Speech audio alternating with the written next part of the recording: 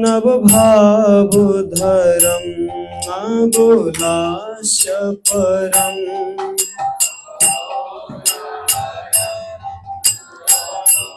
पुष्पस्तरम्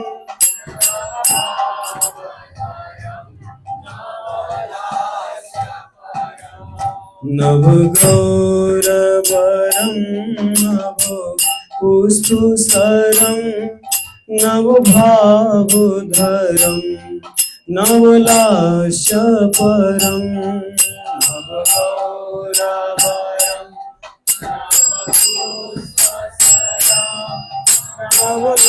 नवभावधरं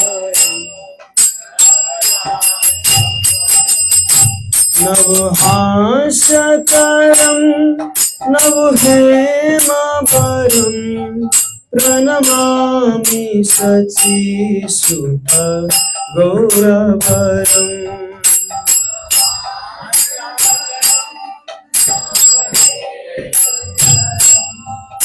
प्रणमामि शचीसुत गौरवरम् नवप्रेमयुतं नवनीतसुचं नवप्रेषकृतं नवप्रेमरसं नवप्रेमयुतं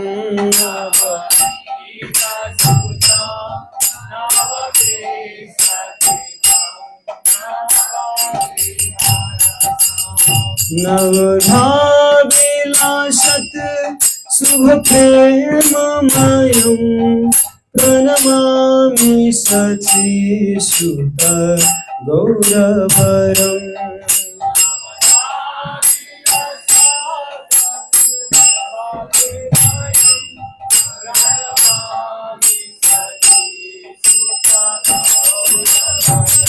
हरि भक्ति परं हरिनामधरं परकाव्यकरं हरिनामपरम्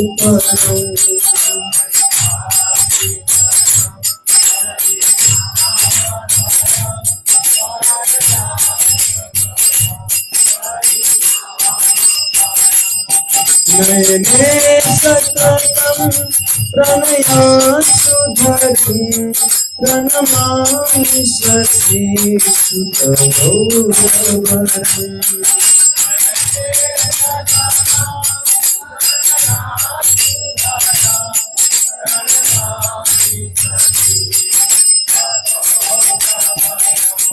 सततं जनता भवतापहरं परमार्थपरायण लोकगतिम् भवतापहरं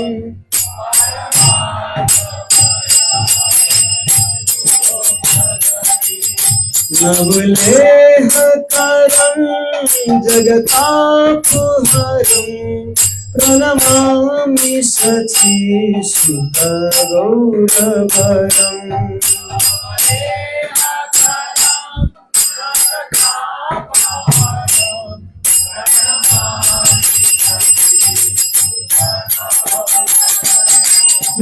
प्रणमामि शचीसुत गौरवरम्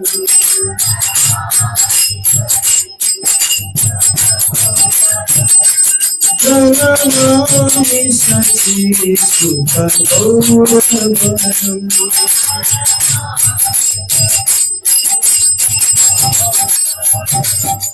नवोले नवभक्तिकरं प्रिय चारुतरं नटनार्दननागर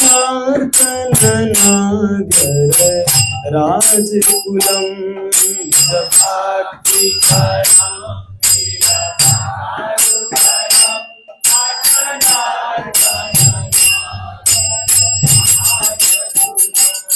कुलकामिनी मानस लाशकरं प्रणमामि शचीसुत गौरवरम्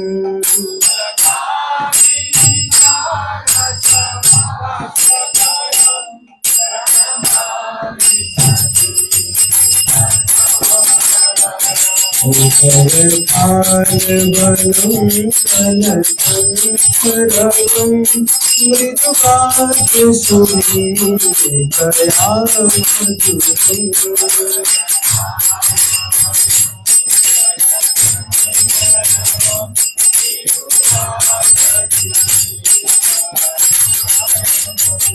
निज भक्ति गुणाधितनाट्यकरं प्रणमामि सचि सुखगौरवम्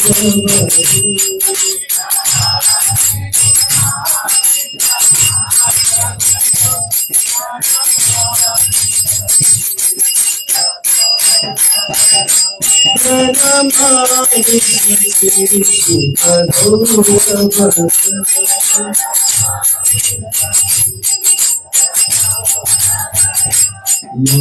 योगधर्मयुतं पुननन्दसुतं धरणीसुचितं भवभावोचितम्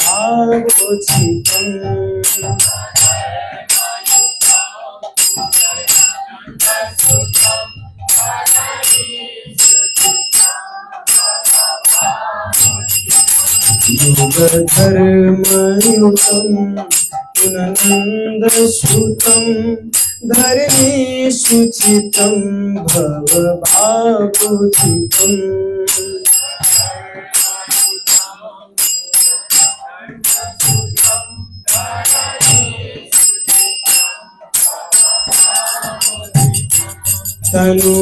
तनुध्यानचितं निजभाषयुतं प्रणमामि शचीसुतगौरवरम्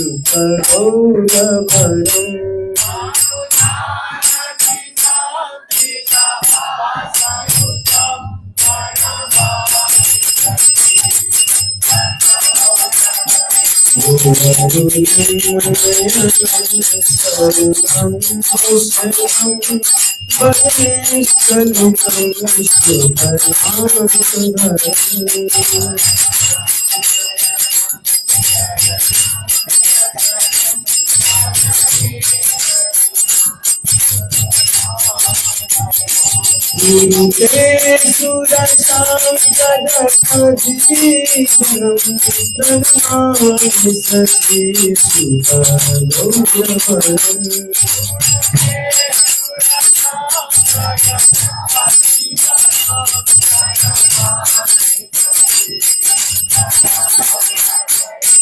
प्रणमामि सचीसुतगौरवरम्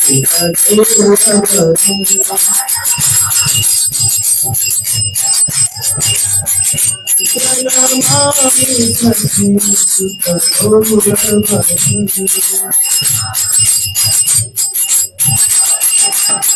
हरे कृष्ण कृष्ण कृष्ण हरे हरे हरे राम राम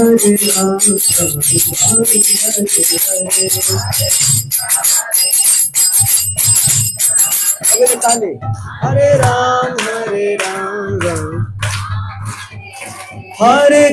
हरे कृष्ण कृष्ण कृष्ण हरे हरे हरे राम राम हरे हरे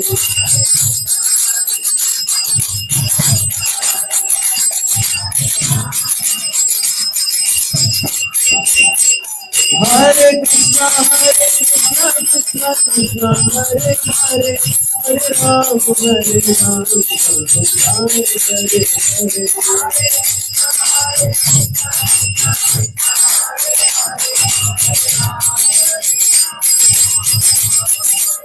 जयो Radha Madhusudan Gaur Nitai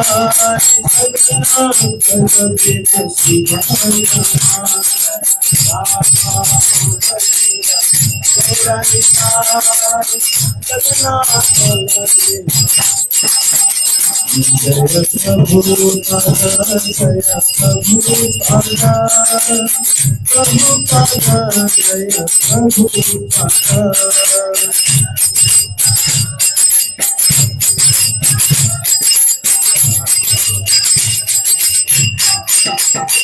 Hare Krishna Krishna Krishna Hare Hare Hare Jaya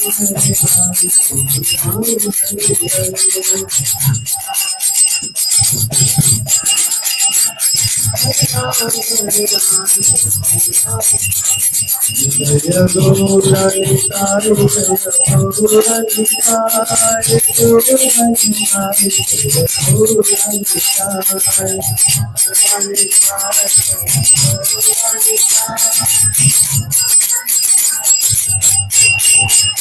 Nita Gaura Hari Bol Hari Bol Hari Bol Nita Gaura Hari Bol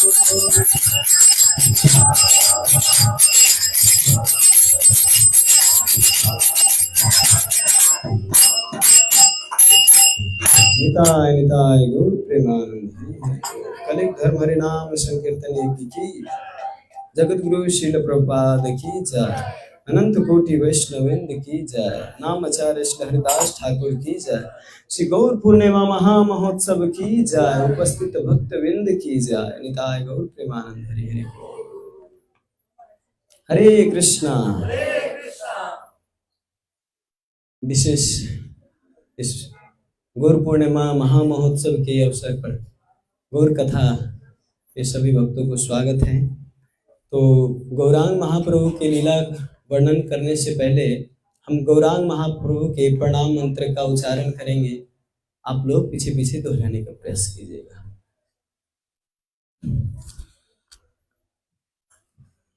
अजानुलंबित भुजौ कनकावदातो सबले अजानुलंबित भुजौ कनकावदातो संकीर्तनैक पितरौ कमलायतक्षौ विशंभरौ द्विजवरौ युगधर्मपालौ वंदे जगत गुरु करौ करुणावतारो जय जय श्री चैतन्य जय नित्यानंद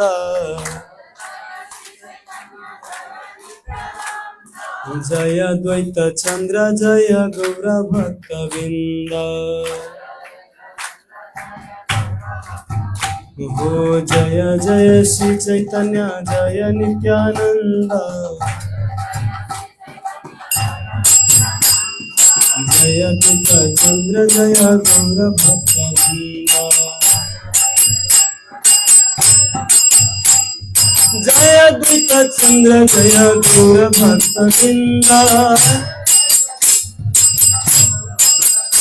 ओ जय द्वैत चंद्र जय गौर भक्तवृंद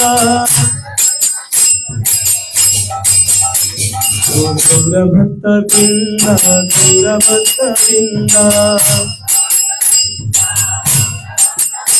ओ जय द्वैत चंद्र जय गौर भक्तवृंद।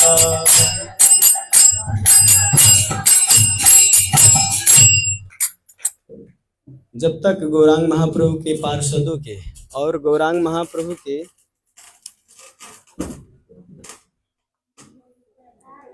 हरे कृष्णा गौरांग महाप्रभु के पार्षद और गौरांग महाप्रभु के आशीर्वाद के बिना वास्तव में इस गौर लीला को समझना और कहना समझाना ये भी दोनों मुश्किल है। इसलिए हम लोग प्रार्थना की मंगलाचरण के। तो गौरांग महाप्रभु आज जिसका अवतार है वो वास्तव में स्वयं श्री कृष्ण चैतन्य राधा कृष्ण नाही अन्य। जो आप देख रहे हैं नीचे अल्टर में दोनों हाथ ऐसे खड़ा करके वहां पे दर्शन दे रहे हैं सबको, वो स्वयं कृष्ण है। स्वयं कृष्ण ही चैतन्य महाप्रभु के रूप में अवतार लिए। क्योंकि भगवत गीता में एक श्लोक बहुत फेमस है, सर्वधर्मान परित्यज्य माम एकम शरणम ब्रज अहम त्वं सर्व पापेभ्यो मोक्षयिष्यामि मा शुचः। तो भगवान ने बता दिया कि सारे धर्मों को, जितने भी कपट धर्म है, ये कैटव धर्म है, ये सारे कैटव धर्म को त्याग के और मेरे शरण में आओ। एकमात्र पर धर्म क्या है? भगवान का भक्ति करना। वेद का पहला वाक्य है अर्थात ब्रह्म जिज्ञासा, भगवान के बारे में जिज्ञासा करना। तो भगवान ने सारे कैटव धर्म को छोड़ के और मेरे शरण में आओ बताए, लेकिन शरण में आना कैसे है ये नहीं सिखाए। तो ये सिखाने के लिए स्वयं चैतन्य महाप्रभु के रूप में आए, जो स्वयं भक्ता अवतार हैं। इसीलिए चैतन्य महाप्रभु की एक बात अच्छी नहीं लगती कि उनको अगर भक्त भगवान कह के अगर ज्यादा उनको वो करते हैं तो अच्छा नहीं लगता, उनको भक्त करके पूजा करते तो और अच्छा लगता है उनको। एक संप्रदाय है इंडिया में, अभी भी है, जो गौरांग गौरांग कह के ही जप करते हैं, क्योंकि राधा कृष्ण के मिलित रूप हैं गौरांग महाप्रभु, तो इसीलिए गौरांग गौरांग ही वो जपते हैं। लेकिन गौरांग महाप्रभु का आदेश क्या है वो पालन नहीं करते। हम लोग भी अभी आज गौर पूर्णिमा है तो उनका जन्मदिन है, तो अभी गौरांग गौरांग हम ले सकते उच्चारण खुशी के साथ, लेकिन माला पर जप करना जो गुरु का आदेश है, जो भगवान का आदेश है, हमें वही पालन करना चाहिए। एक बार चैतन्य महाप्रभु एक सुगा से पूछे कि तू सुखदेव गोस्वामी का रूप हो, तुम श्रीमद् भागवतम का रचना किए हो, इसीलिए तुम राधा कृष्ण का नाम जप के सुनाओ तुम। तो सुत गोस्वामी जो क्या थे, सुखदेव गोस्वामी जो सुगा थे, वो गौर गौर गौर कह के जपने लगे। तो चैतन्य महाप्रभु वहां से भाग गए, बोले कि ये मेरे लायक का नहीं, क्योंकि गौर गौर कहना ठीक है, लेकिन चैतन्य महाप्रभु को क्या अच्छा लगता है वो करना है हमें, इसीलिए उनका अनुसरण करना है, उनका अनुकरण नहीं करना है। चैतन्य महाप्रभु तो गोपी गोपी कह के भी चिल्लाते थे कभी कभी, तो इसका अर्थ हम भी गोपी गोपी कह के नहीं चिल्लाएं। हमारे जो पथ प्रदर्शक गुरु है, जो शिक्षा गुरु हैं, जो दीक्षा गुरु हैं, ये जो बताते हैं वास्तव में हमें इनका अनुसरण करना चाहिए। तो ये वेद में एक श्लोक आता है, ये चैतन्य चरितामृत में कृष्णदास कविराज गोस्वामी उल्लेख करते हैं। ये श्लोक है, अनर्पिता चरिम चिरात करुण्य अवतीर्ण कलौ समर्पित उन्नत उज्जल रसाम सभक्ति श्रियम हरि पूरट सुंदर धुति कदम्ब संधि पितः सदा हृदय कंदरे स्फूर्ति व सचिनंदना। ये श्लोक क्या कहते हैं, अनर्पिता मतलब बहुत काल से, चरिम चिरात बहुत काल से जो अर्पित, और अनर्पिता मतलब जो अर्पित नहीं किया गया है, चरिम चिरात मतलब बहुत काल से, बहुत साल मतलब कई युगों से जो अर्पित नहीं किया गया है, वो कौन अर्पित करने आए, चैतन्य महाप्रभु। हरिनाम संकीर्तन गोलोकेरा प्रेम धना हरिनामा संकीर्तना। तो जो गोलोक का प्रेम धन है, उस गोलोक के प्रेम धन को अर्पित करने आए इस समाज को। चैतन्य महाप्रभु के आप लीला सुनेंगे तो आपको आश्चर्य लगेगा कि 24 वर्ष की उम्र में अभी अभी विवाह किए थे और संन्यास ले लिए 24 वर्ष की उम्र में। तो एक तरह से लगता है कि कोई पूछ सकता है कि चैतन्य महाप्रभु 24 वर्ष की उम्र में गृहस्थ होके भी संन्यास ले लिए, तो क्या हम भी ले सकते हैं? वो तो इसका अर्थ यही ना लगता है कि गृहस्थ आश्रम में रह के भजन नहीं किया जा सकता क्या, कि चैतन्य महाप्रभु गृहस्थ होते हुए वो संन्यास लिए।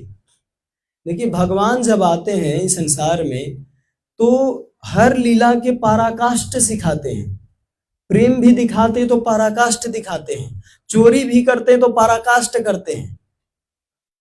चोरी लीला ब्रजे प्रसिद्धम नवनीत चोरम, ब्रज में एक इतना बड़ा चोर है, ब्रजे प्रसिद्धम नवनीत चोरम चौराग्रगण्यम पुरुषम नमामि। सारे पुरुषों में सबसे बड़ा चोर है वो ब्रज में रहता है। क्षीराधिकाया हृदयस्य चोरम नावाम्बुदश्यामल कांति चोरम पादाश्रितानां च समस्त चोरम चौराग्रगण्यम पुरुषम नमामि। इतने बड़े चोर हैं कि संसार के चोर तो क्या चुराता है, सोना चुराता होगा, पैसा चुराता होगा, बैंक लूटता होगा, लेकिन ये इतने बड़े चोर हैं कि हृदय से चोरम, आपका हृदय भी चुरा लेता है।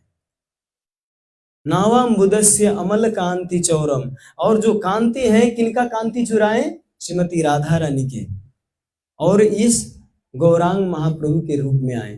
तो भगवान कुछ भी लीला करते हैं तो पराकाष्ठ दिखाते हैं, हमें उनका नकल नहीं करना है, हमें उनका आदेश क्या है ये पालन करना है। तो इस श्लोक में ये है। दूसरा है श्लोक इसी में कि राधा कृष्ण प्रणय विकृति अलादिनी शक्ति स्माद एकास्मनापि भुवि परा देह भेदम गतौ तौ चैतन्यवयं प्रकटम मधुना तद्वयं चैतन्यमाप्तम राधा भावधुति सुविलितम नौमी कृष्ण स्वरूपम। स्वयं राधा कृष्ण प्रणय विकृति, जो राधा कृष्ण का प्रणय विकृति मतलब राधा कृष्ण एक शक्ति दुई देहधारी, दोनों देह अलग धारण किए हैं, लेकिन चैतन्य महाप्रभु का जो रूप है, असली रूप राधा कृष्ण, वो एक ही है, लेकिन वही फिर राधा कृष्ण के रूप में अवतार लिए। कई कालों से अलग थे राधा कृष्ण के रूप में, फिर एक होके गौरांग महाप्रभु के रूप में आए। तो कई प्रमाण है, आप देवी भागवत पढ़ो, शिव पुराण पढ़ो, श्रीमद् भागवतम पढ़ो, महाभारत पढ़ो, हर जगह पे चैतन्य महाप्रभु के पूरा प्रमाण एकदम रखा हुआ है। इस संसार में कोई आता है तो बहुत लोग भगवान के अवतार, अभी एक बहुत एजुकेटेड व्यक्ति यूट्यूब पे फेमस है, जो आपके सामने आके आप क्या सोच रहे हैं, क्या कर रहे हैं, सब कुछ बता देंगे आपको। भविष्य में क्या होने वाला है, पूर्व में क्या हुआ, उसको सब याद है, तो सब बताते हैं। तो उसको अभी मॉडर्न गॉड कह के बहुत प्रचार है उसका, अपने आप को भगवान मान रहे हैं। तो भगवान मतलब ऐसे चुटपुटिया भगवान नहीं कि कुछ भी मतलब जादू थोड़ा दिखा दिया, थोड़ा आगे पीछे के भविष्य जान लिया, भगवान हो गया। भगवान ऐसे नहीं है, षड ऐश्वर्य पूर्ण है, उसी को भगवान कहा जाता है। तो वही भगवान चैतन्य महाप्रभु के रूप में एक भक्त के रूप में आए और उनकी लीला एकदम सराहनीय और सरल है एकदम।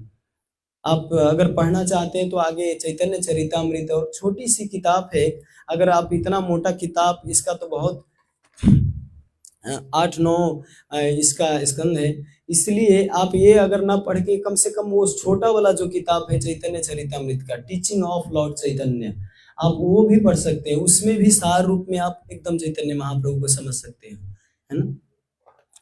तो चैतन्य महाप्रभु के जन्म क्यों हुआ और क्यों चैतन्य महाप्रभु के रूप में अवतार लिए? एक तो उनकी ये इच्छा थी कि ये संसार में ये मुंडन करवा के, ब्रह्मचारी बन के, सन्यासी बन के लोग अपना घर बार छोड़ के और ये भक्ति का आनंद लेते हैं। ये जो भक्ति का आनंद है, ये आनंद कैसी है, जो ये मेरा भक्त आनंद लेता है, ये आनंद कैसी है। और श्रीमती राधा रानी का जो रूप माधुरी है, जो उनकी सुख प्राप्ति होती है, वो सुख कैसा है, ये भी जानने के लिए चैतन्य महाप्रभु अवतार लिए। ये अंतरंग कारण है। बाह्य कारण अद्वैत आचार्य बहुत प्रार्थना किए कि उस समय नवदीप में इतना तहलका मचा हुआ था कि चारों तरफ कर्मकांड, धर्म मतलब किसको मानते थे, अगर बेटी का विवाह किया तो बहुत बड़ा फेस्टिवल मनाया तो उसको धर्म मानते थे। अगर बेटी का विवाह हो गया तो फिर उसके अगर अगले साल कुछ अगर उनके अगर बच्चा संतान हुआ तो उसको अगर फेस्टिवल मनाया तो फिर उसी फेस्टिवल को वो धर्म मानते थे। अगर दुर्गा देवी को अगर खसी चढ़ाते थे, बकरी चढ़ाते थे, उसको धर्म मानते थे। अहिंसा तो नहीं, हिंसा बहुत करते थे, इतना हिंसा करते थे, हिंसा को ही धर्म मान के चलते थे। तो अद्वैताचार्य तो स्वयं सदाशिव और विष्णु के अवतार हैं। वो चाहते हैं तो उनका भी उद्धार कर सकते थे, लेकिन अद्वैताचार्य बोले कि मैं उद्धार कर सकता हूं केवल मुंडी काट के, सबका सर धड़ से अलग करके और केवल उद्धार कर सकता हूं। लेकिन कलयुग में कितने का सर धड़ से अलग करो, हर एक व्यक्ति के अंदर वास्तव में असुर निवास करता है, हर एक व्यक्ति के अंदर, तो कितने का सर काटो। इसीलिए प्रार्थना किए गोलोकेश्वर भगवान को। गोलोकेश्वर कौन है? भगवान स्वयं श्री कृष्ण। उनको प्रार्थना किए कि आप आइए और आप अपना जो प्रेम है उस प्रेम को प्रदान कीजिए, इस जीव को सदा के लिए आप अपने धाम में लेके जाइए।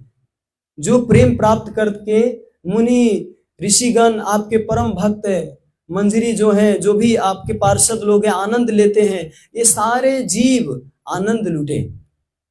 ये चाहते। लेकिन भक्त अवतार में चैतन्य महाप्रभु का विशिष्ट एकदम आश्चर्य है कि चैतन्य महाप्रभु अपने आप को भक्ति मानते थे। एक बार श्रीवास ठाकुर के घर था, अभी भी है श्रीवास ठाकुर के घर मायापुर में। तो श्रीवास ठाकुर के घर में कीर्तन कर रहे थे महाप्रभु। कीर्तन करते करते अचानक उनको कीर्तन में कृष्ण नाम से प्रेम भाव उत्पन्न हुआ और अष्ट सात्विकी विकार आया और वो लौटने लगे नीचे।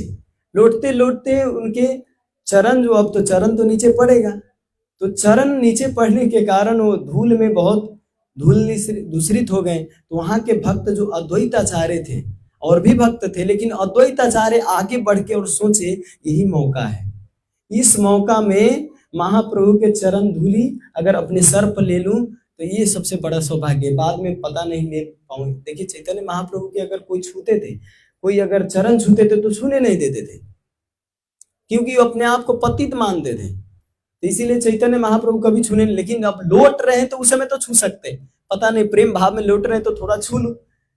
अभी महाराज आते तो देखते हैं कि अभी चरण उनका अगर बाहर चरण वो क्या कहते हैं चप्पल रखा हुआ है तो उस चप्पल को सब छूते हैं कृपा लेने के लिए।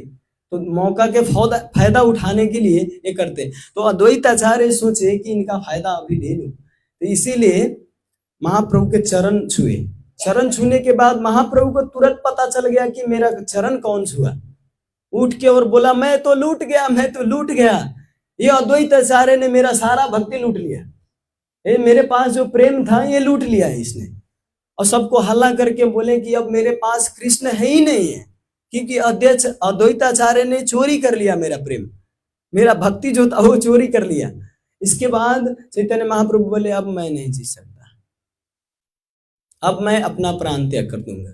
क्योंकि मेरे, देखिए छोटी सी मैटर को कितना बड़ा मैटर बना दिया चैतन्य महाप्रभु। अब महाप्रभु यहाँ पे कह रहे अब मैं प्राण त्याग दूंगा, मैं कृष्ण के बिना नहीं रह सकता है, कृष्ण अद्वैताचार्य ने लूट लिया।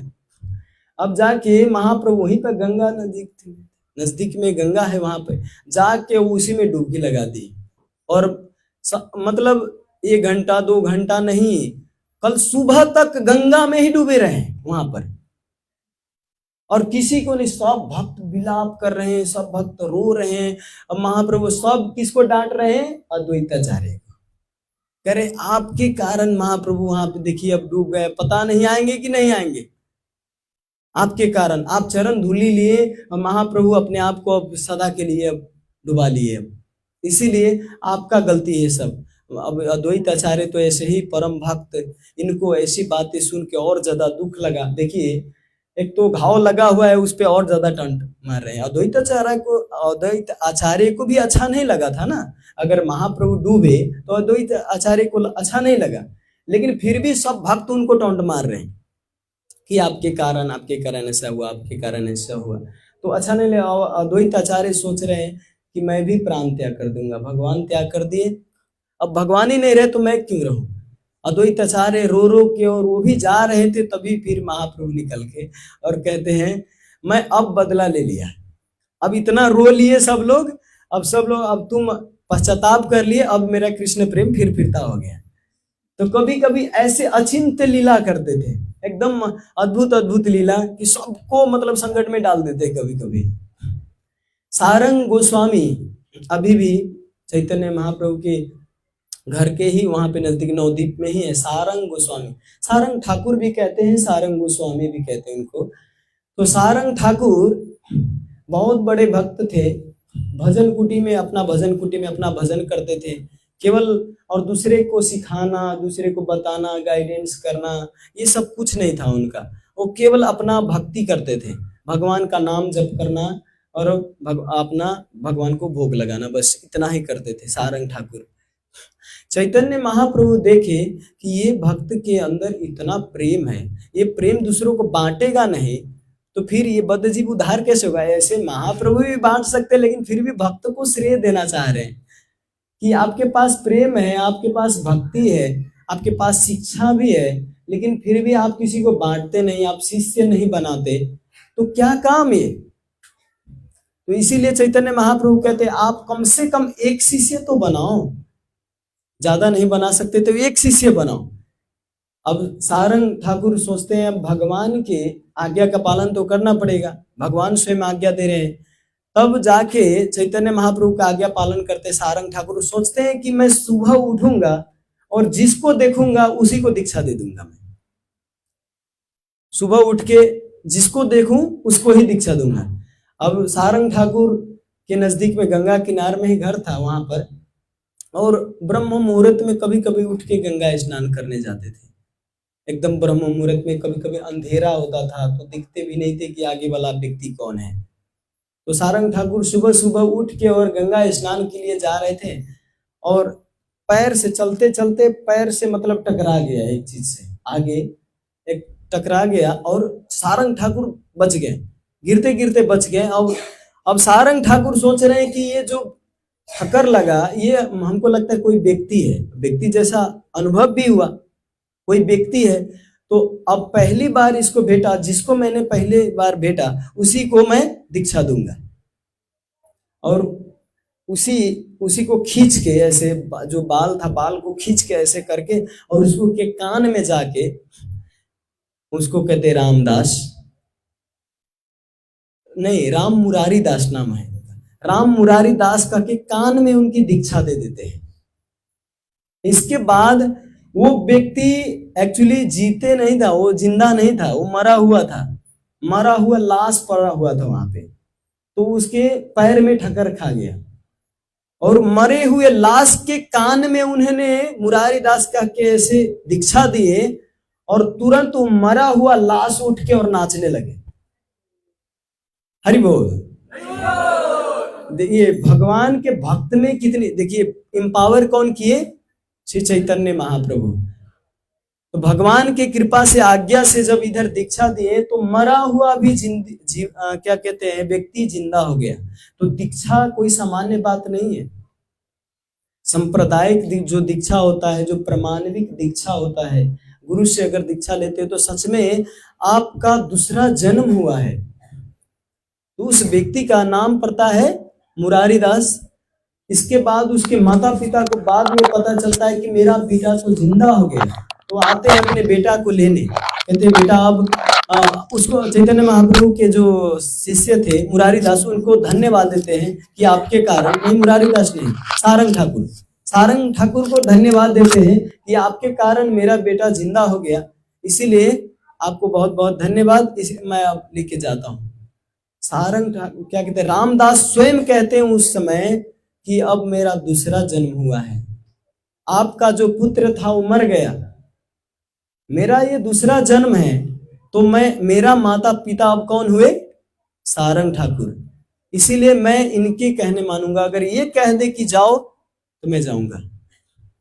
तो फिर जाके बाद में वो उनके माता पिता को संतुष्टि भी आती है कि वास्तव में मेरे लिए तो मर गया था, मैंने तो वास्तव में भुला गया था, कहाँ एक्सीडेंट होके कहाँ मर गया था, लेकिन अभी जिंदा हुआ तो वास्तव में इनके माता पिता तो ये है। तो वास्तव में अगर हमारा दीक्षा होता है तो ये दूसरा जन्म होता है हमारा।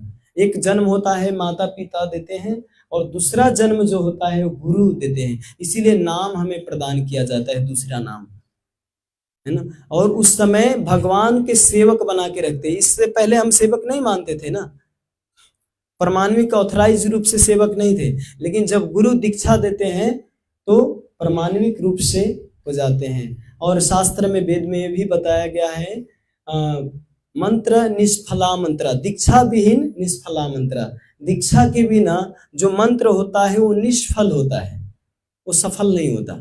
जैसे हम पुलिस का अगर नौकरी पाना है तो उससे पहले ट्रेनिंग होता है, तो ट्रेनिंग आपका जॉब नहीं लग गया, वो आपका ट्रेनिंग मजबूत बनाने के लिए है, स्ट्रांग बनाने के लिए। इसके बाद जब सरकार ऑथराइज करके आपको जॉब दे दे तब जाके आप सरकार के आदमी हो, ट्रेनिंग के समय नहीं। तो अभी जो भी अगर दीक्षा से पहले, इसका फायदा तो जरूर है, ऐसा नहीं कि फायदा नहीं, भगवान के नाम जपने में फायदा है, लेकिन यही फायदा है कि आपको प्रैक्टिस हो रहा है कि आप आने वाले दिन में शुद्ध नाम उच्चारण कर सको। लेकिन दीक्षा लेके भी एक बात है कि दीक्षा लेके भी अगर सावधान होके ना जपा जाए, हम खिल्ली उड़ा के जपे, हम उसको क्या कहते सहजियापन से जपे, तो वास्तव में वो भी फायदा नहीं करता। क्योंकि आपको तो अधिकार तो दे दिया, लेकिन अधिकार प्राप्त करने के बाद अब आपके हाथ में है। स्कूल में एडमिशन हो गया आप ऑथराइज से, लेकिन आप स्कूल में पढ़ाई करो या ना करो, ये आपके ऊपर है। सब कुछ आपको फैसिलिटीज मिल रहा है, ट्रेनिंग भी मिल रहा है, लेकिन आप पढ़ाई करते हैं या नहीं करते, ये आपके ऊपर है ना। तो चैतन्य महाप्रभु के लीला के बारे में हम पहले जन्म लीला के वर्णन करेंगे, उनके वंशज के बारे में। यहाँ पे चैतन्य चरितामृत में कृष्णदास कविराज गोस्वामी बताते हैं, श्री सची जगन्नाथ श्री माधवपुरी केशव भारती आर ईश्वरपुरी अद्वैताचार्य आर पंडित श्रीनिवास आचार्य रत्न विद्यानिधि ठाकुर हरिदास। ये किनका किनका नाम ले रहे हैं कि चैतन्य महाप्रभु के प्राकट्य से पहले अपने पार्षदों को प्राकट्य कर रहे हैं। राजा जब कहीं पर जाते हैं या बड़े बड़े लोग कहीं पे जाते हैं तो उनके जाने से पहले पहले सिक्योरिटी वहां पे रेडी होता है ना, वहां पे व्यवस्था रेडी होता है, तैयार होता है कि अभी हमारे प्रभु आने वाले हैं या राजा आने वाले हैं, जो उनके लिए सब कुछ तैयार किया जाता है। इसी तरह चैतन्य महाप्रभु के अवतार से पहले अपने माता पिता, अपने पार्षद, अपने सबको भेज रहे हैं यहाँ पर।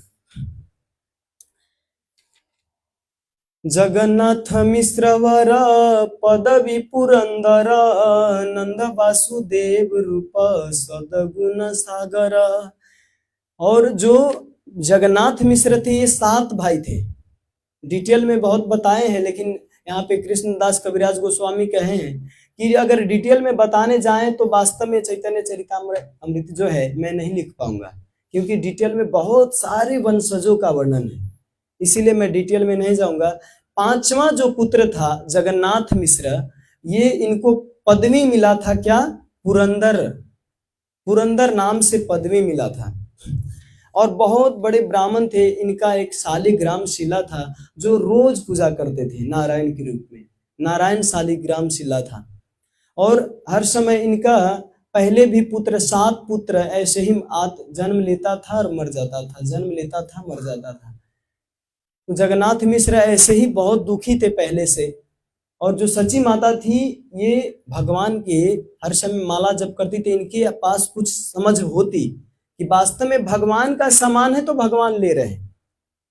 जैसे मैं आपको कुछ सामान दिया, वो सामान फिरता लेने में कोई दुख लगेगा आपको? मैंने आपको आज मोबाइल दिया, फिर आपको कल मैं फिरता ले लूं तो दुख नहीं लगना चाहिए ना, क्योंकि वो मेरा मोबाइल है। इसी तरह भगवान ने आपको कोई संपत्ति दिया, पुत्र दिया या पुत्री दिया, घर दिया, बंगला दिया, जो भी दिए, लेकिन भगवान अगर उसको ले ले तो दुख नहीं लगना चाहिए। क्यों? क्योंकि भगवान का दिया हुआ है, भगवान ने लिया। क्योंकि भगवान की इच्छा के बिना तो ऐसा कुछ नहीं होता। आपके कर्म में है तो टिका रहेगा, कर्म में नहीं है तो नहीं टिकेगा। कर्म में है तो पद मिलेगा, कर्म में नहीं है तो पद नहीं मिलेगा, चाहे लाखों प्रयास क्यों ना कर ले आप। कभी कभी देखते हैं हम स्कूल में, जो पढ़ता ही नहीं वो बेचारा पास हो जाता है, और जो दिन रात मेहनत करता है वो बेचारा फेल हो जाता है। मेरा एक साथी है, वो लगभग 8 वर्ष से वो लोक सेवा की तैयारी कर रहे हैं। बेचारा वो कहते हैं कि जब तक मैं पास नहीं होऊंगा तब तक मैं विवाह ही नहीं करूंगा।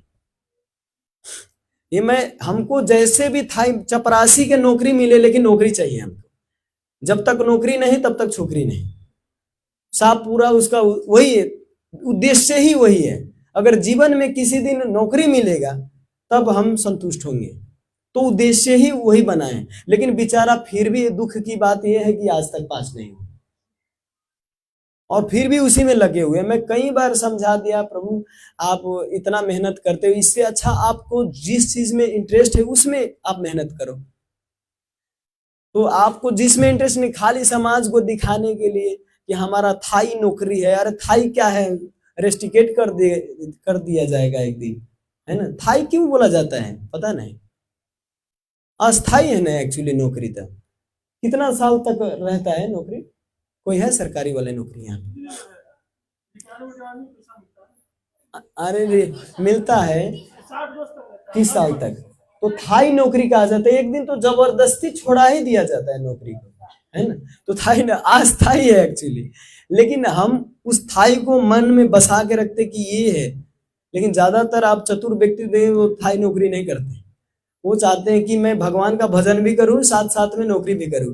लेकिन अगर उसमें भी अगर भक्त हो तो भक्त नौकरी करते हुए भी साथ साथ में दोनों को मैनेज कर सकते। भक्त को किसी में कंपेयर नहीं किया जा सकता। कृष्ण भक्त बड़ा चतुर और सब भतुर, और सब बहुत भतुर। उसका खाली उसी में दिमाग लगा। अगर वो भक्त होता, वो जो मेरा साथी है, तो उसको मेरे लिए टेंशन नहीं होता। लेकिन वो सब भक्त ने उसको कितना भी माला जपने के लिए बोलता, वो नहीं जपते, है ना। देखिए भक्ति विनोद ठाकुर तो बहुत बड़े पद पे थे, मजिस्ट्रेट थे, तो उनको कुछ दुख नहीं, क्योंकि भक्ति भी करते थे साथ साथ में अपना वो जीवन भी चलाते थे, नौकरी भी करते थे।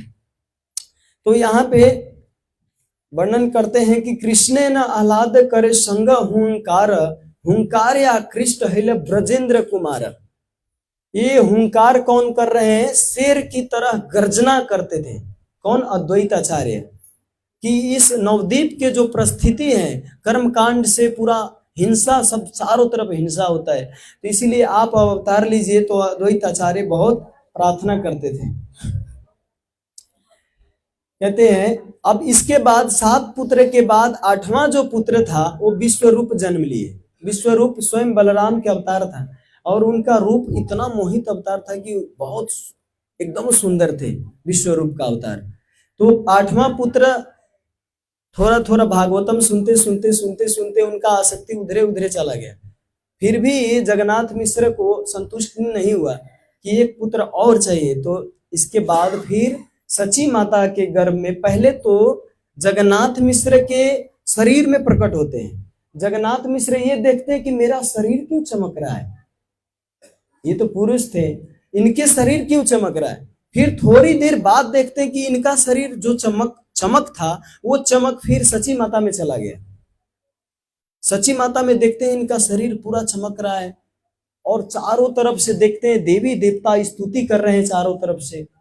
ये स्तुति देख के लगता है कोई यहाँ पे अवतार होने वाला है। कुछ इनका जो सिम्टम दिख रहा था, जो लक्षण दिख रहा था, उस लक्षण के द्वारा लग रहा था कि कोई अवतार लेने वाला है। और इनको पता नहीं कि स्वयं भगवान इनके ही गर्भ से जन्म लेने वाले हैं। तो जगन्नाथ मिश्र ये सोच रहे थे कि कोई है, प्रार्थना कर रहा है, इधर से दुंदुबी बजा रहे हैं, फूल पुष्प वर्षा हो रहा है, सची माता एकदम प्रसन्न दिख रही है, और चारों तरफ से वातावरण एकदम, चारों तरफ से बहुत माहौल अच्छा हो गया था। पुत्र पाइया दंपति हईल आनंदित मने, विशेष सेवे करे गोविंद चरण। अब इसके बाद सची माता के गर्भ से पुत्र का नाम हुआ, सची माता के जो पुत्र हुआ उनका नाम हुआ निमाई, जन्म लिए। और चारों तरफ निमाई, एक्चुअली निमाई निमाई कह के चारों तरफ क्यों बोले? क्योंकि इनका पुत्र 7 पुत्र मर गया था। तो ये पुत्र का निमाई इसलिए नाम रखे कि नीम की तरह कड़वा हो, यमराज अगर आए इसका प्राण हरण करने तो उसको भी कड़वा लगे। तो इसीलिए इसका पुत्र का नाम निमाई रखा जाए कि यमराज को कड़वा लगे कि इसका प्राण ना हरण करे, इसीलिए निमाई नाम रखे। और चारों तरफ हरि बोल करके हरि बोल हरि बोल, चारों तरफ नवद्वीप में हरि बोल करके गुंजकार चलने लगा। उस समय जो बच्चा था निमाई एकदम चुप थे, लेकिन जब भी हरि बोल का गुंजाहट कम हुआ तो फिर रोने लगे। इसके बाद सोच रहे हैं कि इस बच्चे को क्या, फिर चुप ही नहीं होते थे। तो फिर वहां के जो स्त्रियां थी वो जाके और कहते हरि बोल कहते, फिर चुप।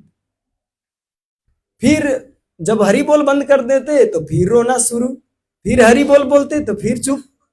अब समझ गए इसका दवा कोई और नहीं, इसका दवा डॉक्टर भी नहीं कर सकता, इसका दवा केवल और हरि बोल, और ये जो महामंत्र है हरे कृष्णा कृष्णा कृष्णा हरे हरे, हरे राम राम राम हरे हरे, यही एक उपाय है।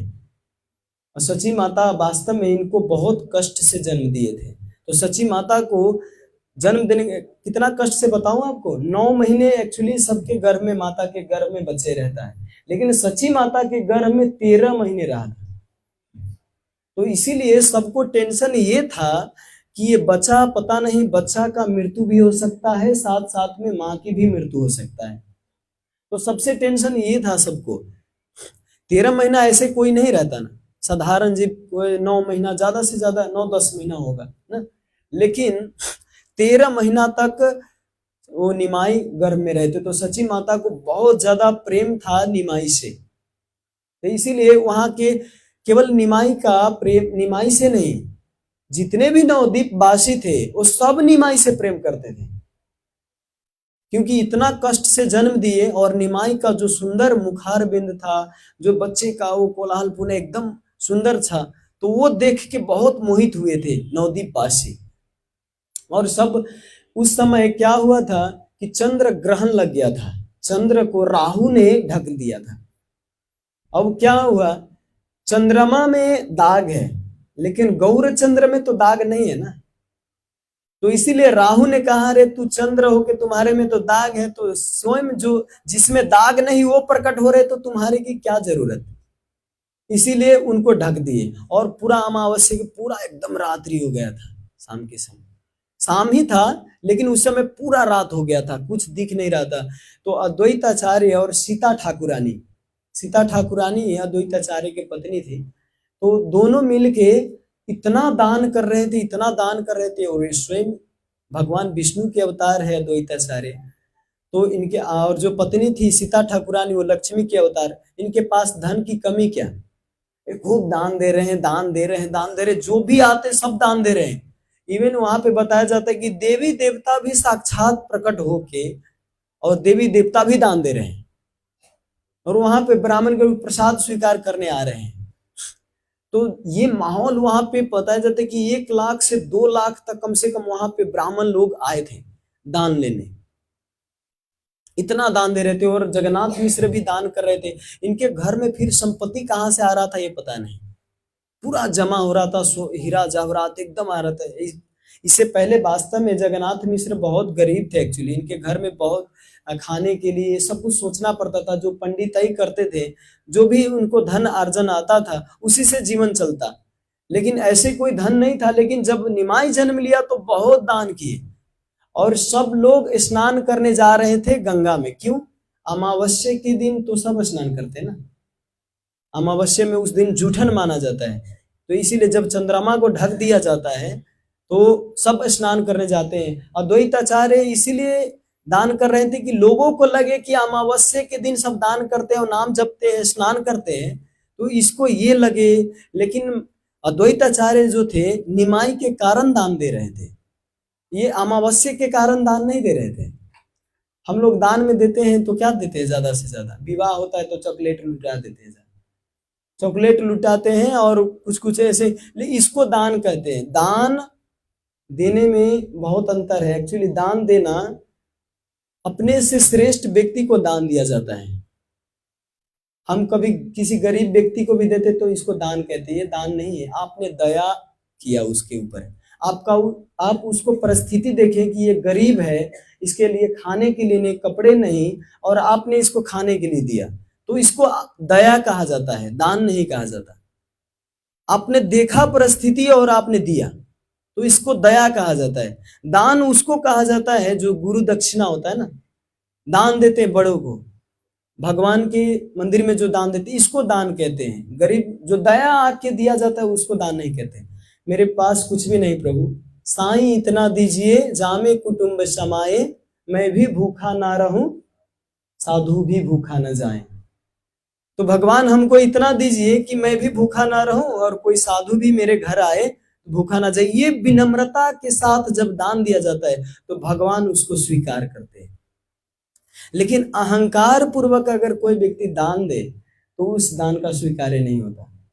अहंकार पूर्वक, एक बहुत बड़े व्यापारी थे, जगन्नाथपुरी गए तो 1 लाख रुपया पांडा को दान दिए कि 1 लाख रुपया एक दिन में जगन्नाथ जी को भोग लगाना है।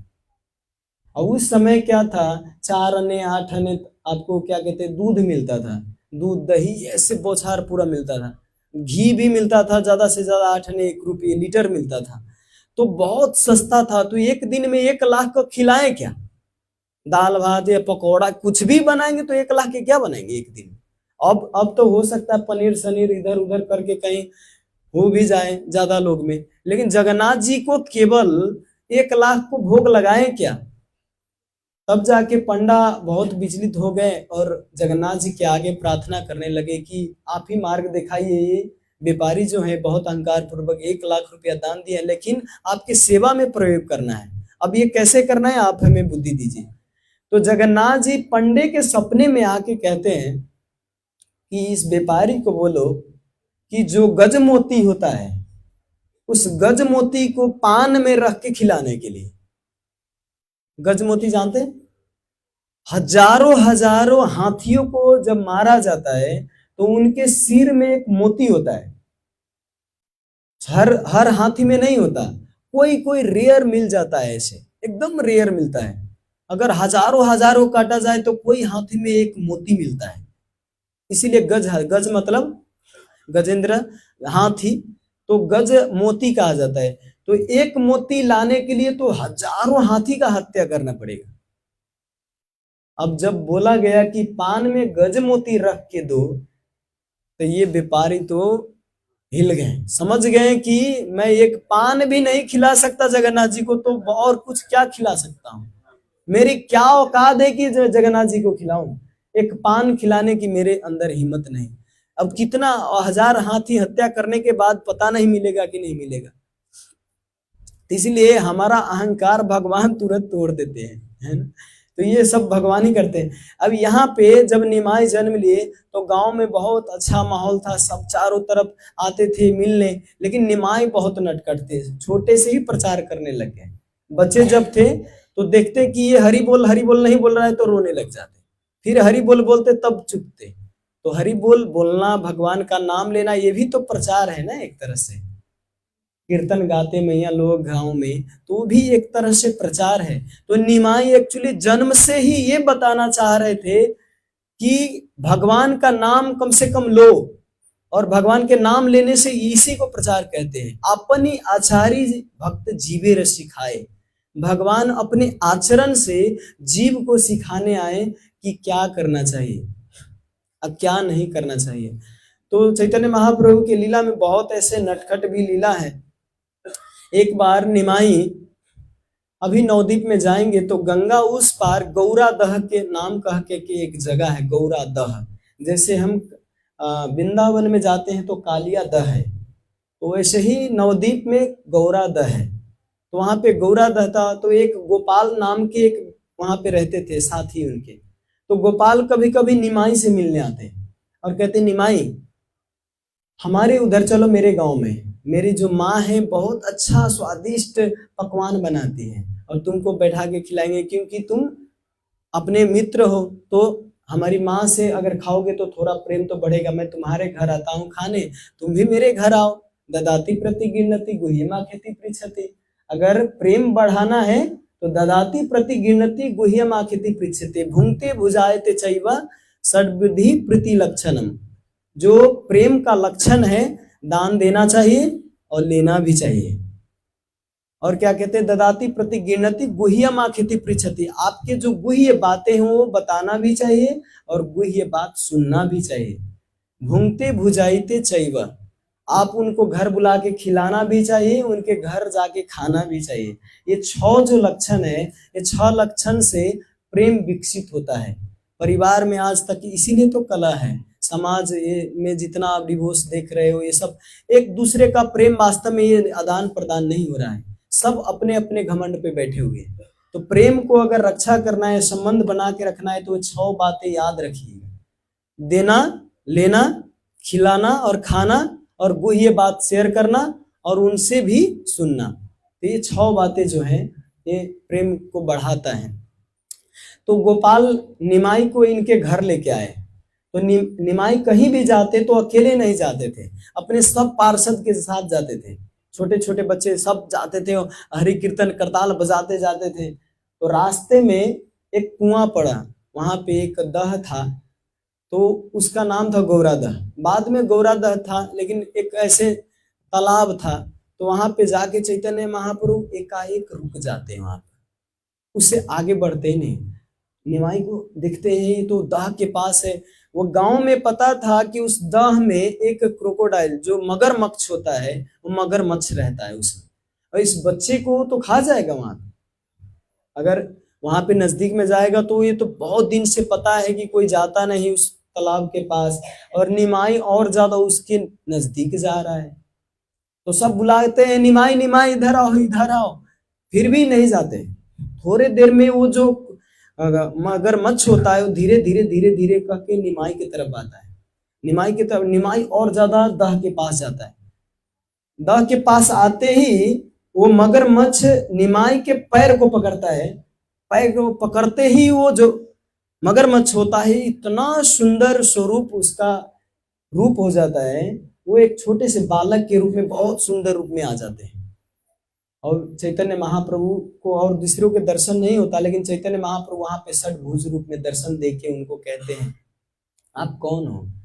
आप मगरमच्छ रूप में आप यहाँ पे क्या कर रहे हो? तब जाके मगरमच्छ रूप के जो बच्चा थे वो बताते हैं कि मैं इंद्र के लोक में एक देवता के बेटा हूं, और मैं वहीं पे रहता था, लेकिन मेरा नटखटपन जो था, मेरा जो चंचलपन था, इसके कारण वास्तव में मैं ये मगरमच्छ बना। मैं क्या किया था पूर्व जन्म में कि एक साधु था, वो सोते थे, और सोते समय में जब भी जाके उसका कभी कपड़ा खींच देता था, तो कभी धोती खींच देता था। ऐसे करते एक दिन तो क्या किया, मैंने जाके उसके जटाओं को काट दिया। अरे बाप, हमारा तो एक सिक्का अगर काट देते तो उसको उसके ऊपर बहुत गुस्सा आता है। और जो सालों साल से जटा पाल के रखे हैं, आप कुंभ मेला में गए होंगे तो वहां पे जितने भी वहां पे क्या कहते हैं नागा बाबा थे, तो उनका जटा ही उनका संपत्ति है एक्चुअली। तो इंडिया में जिनके पास कमंडलू हो और जटा हो वो बहुत बड़ा साधु, जितना बड़ा जटा उतना बड़ा साधु, जितना छोटा क्या जटा है उसको उतना छोटा साधु मानते हैं, क्योंकि अभी अभी नया होगा। और बड़ा जटा तो ये बहुत पुराने साधु है। तो इसीलिए मैं उनका जटा काटा, और पता नहीं था कि ये साधु जो था ये दुर्वासा ऋषि थे। ये क्रोध के स्वयं अवतार हैं दुर्वासा ऋषि। ये तो ऐसे ही गुस्सा करते रहते हैं, इनका जटा काटने के बाद कितना गुस्सा करेंगे। और जब भी देखे कि जटा कटा हुआ तो बच्चे को श्राप दिए कि तुम्हारे काटने का स्वभाव जो है ना, ये काटने का स्वभाव किसका है? मगरमच्छ का। तो मगरमच्छ क्या करता है, कभी पैर पकड़ लेता है, काटते हैं। उसी तरह तुम हमारा सोए हुए में जटा काटा, इसीलिए तुमको मैं श्राप देता हूं कि तुम मगरमच्छ के रूप में जन्म इस धरती पे। तब जाके वो बच्चा यहाँ पे जन्म लेता है। लेकिन वो बच्चा एक प्रार्थना करते हैं दुर्वासा ऋषि से, कितना भी हो साधु अगर श्राप भी दे, पिटाई भी करे, तो वरदान के रूप में काम करता है। अगर इस भौतिक दुनिया में अगर आपको कोई माला भी लगाए तो अभिशाप के काम करता है वो। अच्छा, क्योंकि कुछ ना कुछ स्वार्थी है इस संसार में। अगर कोई आपको स्वागत कर रहा है, कुछ कर रहा है, तो वास्तव में स्वार्थ है। प्रेम वही व्यक्ति कर सकता है जो कृष्ण से प्रेम करता है। जो कृष्ण से प्रेम नहीं करता, जो भक्त नहीं है, और आपसे अगर प्रेम कर रहा है, तो समझिए कि इसके पार्थ कुछ न कुछ स्वार्थ है। जो भक्त है वो निस्वार्थ भाव से वास्तव में प्रेम करते हैं। श्रील प्रभुपाद जी संसार में सबको प्रेम वितरण किए, कृष्ण भावनामृत वितरण किए, किस लिए? उनका कोई स्वार्थ है? वो तो चले गए, लेकिन आज भी उनका दिया हुआ जो संसार में सब लोग कृष्ण भावना भावित होकर सुख आनंद प्राप्त कर रहे हैं, तो ये आनंद दे सकते वही जो कृष्ण से प्रेम करते हैं। जो कृष्ण से प्रेम नहीं करता, जो भक्त नहीं है, उसके पास वास्तव में केवल स्वार्थ होता है। चाहे संसार में कुछ भी ले लीजिए।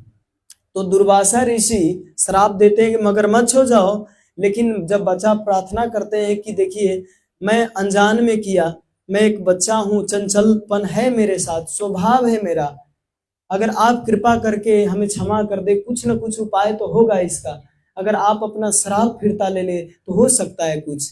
तो फिर दुर्वासा ऋषि को दया आती है और कहते हैं कि अब कलयुग में नवदीप धाम में स्वयं कृष्ण जब गौरांग महाप्रभु के रूप में आएंगे, जब उनका चरण स्पर्श तुमसे होगा, तब तुम फिर इस लोक में फिरता हो जाओगे, फिर बच्चे के रूप में आओगे। तो एक्चुअली एक तरह से वरदान है ना, देखा जाए तो एक तरह से वरदान है, क्योंकि चैतन्य महाप्रभु के रूप का दर्शन कर पाए भगवान का। हो सकता है वो स्वर्ग में रहते तो कभी ना दर्शन होता, लेकिन दुर्वासा ऋषि के कारण वो तो भगवान का दर्शन कर पाया, उनका चरण छुपाया, धाम में नवदीप धाम में रह पाए, तो ये बहुत बड़ी सौभाग्य थी उनकी। तब जाके वो फिर वहां से गमन हो जाते हैं, चैतन्य महाप्रभु वहां से जाते हैं। तो कालिया दह और गौरा दह वो दोनों एक समान माना जाता है। नवदीप धाम जाएंगे तो हर वहां पे तीर्थ स्थल मिलता है, हर तीर्थ स्थल, प्रयाग भी मिलता है। हाँ हाँ, नेपाल में भी गौरा महाप्रभु के बहुत ऐसे स्थान है, जैसे हमारे एक तराई में भी एक जगह है गौरा गौर नगर, गौर नगर, गौर कहा जाता है, तो गौर नगर है अभी भी, तो बहुत जगह पे है, नाम रखा होगा, लेकिन जो असली गौराद है वो नवदीप में अभी भी है। तो अभी हम लोग परिक्रमा गए थे। एक और मैं कथा सुना के अब समाप्त करूंगा। एक गोपाल चपाल थे नवदीप में, गोपाल चपाल नाम के एक कर्मकांडी थे, वो देवी दुर्गा की पूजा करते थे। जब वो वैष्णव को देखते तो बहुत ईर्ष्या करते थे। श्रीवास ठाकुर हर समय संकीर्तन करते थे महाप्रभु के साथ, और देखते कि ये इसको सब लोग पूजा करते, सब लोग मानते हैं, इसका मैं भंडा फोड़ के रहूंगा। तो गोपाल चपाल क्या किया कि जो देवी दुर्गा के पूजा करने वाला जो सामग्री होता है, उस सामग्री को एक प्लेट में रख के और जाके उसके दरवाजा पे सिंदूर उंदूर अबीर उबीर सब कुछ चारों तरफ रख देते हैं, और खसी के मांस उस सब चारों तरफ रखते हैं कि पता चले कि ये चंडी का भक्त है, ये कृष्ण भक्त नहीं, ये चंडी का भक्त है। जब चंडी के भक्त जानेंगे तो सब अपना श्रद्धा कम करेंगे, नहीं तो ये कृष्ण भक्त अपने आप को वैष्णव बता के बहुत इसको सम्मान मिल रहा है। तो गोपाल चपाल जाके ऐसे कर देते रात में, और जब श्रीवास ठाकुर सुबह अपना दरवाजा खोलते हैं तो देखते हैं क्या, जो चंडी के समान पूजा करने वाला जो सामग्री होता है वो चारों तरफ बिखरा हुआ है। तब यहाँ पे सीखने की बात यह है कि श्रीवास ठाकुर ये यहाँ पर प्रमाण नहीं दिए कि ये मैं नहीं किया, वो स्वीकार करते कि वास्तव में मैं चंडी का भक्त हूँ, मैं दुर्गा का पूजा करता हूँ, मेरे को तो वास्तव में सब वैष्णव मानते हैं, लेकिन मेरे अंदर वैष्णव का थोड़ा भी गुण नहीं है, मेरे अंदर वास्तव में कर्ण भी नहीं है। वास्तव में जो वैष्णव होता है वो अपने आप को वैष्णव मानता नहीं। श्रीवास ठाकुर अपने आप को वैष्णव मानते ही नहीं थे, प्रेम का गंध भी नहीं है मेरे अंदर, ये ऐसा तक सोचते थे। तो इसीलिए श्रीवास ठाकुर पूरा स्वीकार करते कि वास्तव में यही मेरा असलियत है। गांव वालों इधर आओ, सब लोग आओ, देखो ये वास्तव में मेरा असलियत क्या है, मैं चंडी का भक्त हूँ, आप लोग हमें वैष्णव कह के पुकारते हो, वैष्णव का आदर करते हो, लेकिन वास्तव में मैं तो चंडी का भक्त हूँ, हमें देखो आज असलियत पता चला। गांव वाले कहते नहीं नहीं, जब अपने से व्यक्ति ये बता रहा है कि मैं चंडी का भक्त हूँ, और ये दिन रात हरे कृष्णा महामंत्र के प्रेम में उन्मत्त रहता है, और आज कह रहा है कि मैं चंडी का भक्त हूँ, ऐसा कैसे हो सकता है? तो कुछ न कुछ गड़बड़ है वहां पे। तो थोड़ी देर में गोपाल चपाल को एक रोग लगता है। वो क्या रोग लगता है? उनका नाक जो होता है गल के और नीचे गिरने लग जाता है। उनके शरीर में जो कीड़ा होता है, उजला उजला कीड़ा, वो कीड़ा पड़ जाता है चारों तरफ, कुष्ठ रोग लग जाता है चारों तरफ, मतलब एकदम छीन हो जाते। तो गांव वाले समझ जाते हैं कि ये शुद्ध वैष्णव के प्रति अपराध किया है, इसी के कारण हो सकता है। ये पहले से ईर्ष्या करता था, लेकिन आज इसका प्रमाण मिल गया कि वास्तव में यही अपराध किया है गोपाल चपाल। तो बाद में इनको पता चला कि वास्तव में वैष्णव अपराध के कारण ही मेरा ये हालत है। तब जाके चैतन्य महाप्रभु से माफी मांगते। चैतन्य महाप्रभु लात मार के उनको निकाल देते, कहते तुम हमसे माफी मांगने आए हो, मेरे भक्त का अपराध किया हो और तुम हमसे माफी मांगने आए हो, जाके अगर थोड़ा भी बुद्धि है तो जाके श्रीवास ठाकुर से माफी मांगो। अहम भक्त पराधीन, भगवान अपने भक्त के अधीन में रहते हैं।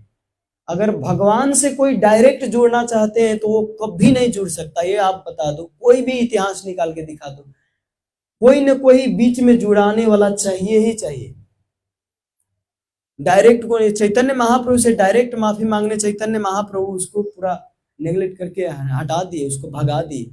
जाके शिवास से माफी मांगो, हो सकता है अगर शिवास माफी कर दे तब जाके मैं क्षमा कर दूंगा। तब जाके उस समय चैतन्य महाप्रभु जगन्नाथपुरी जाते हैं। लगभग 2 साल के बाद जब चैतन्य महाप्रभु लौट के आते हैं तो गंगा के किनार पर ही तड़प रहे होते हैं। उस समय फिर श्रीवास ठाकुर स्नान करने आते हैं गंगा के किनार पे, और तब श्रीवास ठाकुर से माफी मांगते हैं, उनके चरण धूल लेके और अपने सिर पे लगाते हैं। फिर जाके उनका क्षमा होता है, अपराध का क्षमा। अपराध की क्षमा जो होता है ये केवल नवदीप धाम में होता है, बहुत मुश्किल है। नवदीप धाम में क्षमा हो जाता है, अगर वैष्णव की कृपा हो तो नवदीप धाम में अपराधों का क्षमा है। लेकिन हम लोग तो दिन रात इतना अपराध के घड़ा भरा हुआ है हमारा, इतना अपराध करते कि क्या इसका कोई लेखा जोखा नहीं। तो हम हर समय इस्कॉन से ज्यादातर हम लोग यात्रा ले जाते हैं मायापुर। अगर आप लोग चाहते हैं तो जा सकते हैं हमारे साथ। अब इसके बाद हो सकता है दूसरा अगर यात्रा के कोई निकले तो हम पोस्ट करेंगे, बताएंगे, सबको इन्फॉर्मेशन आएगा, तो उस यात्रा में आप भी भाग लेके वहां पे जा सकते हैं। ठीक है, तो अभी कोई प्रश्न है? नहीं तो अभी ड्रामा होने वाला है। प्रभु जी टाइम है।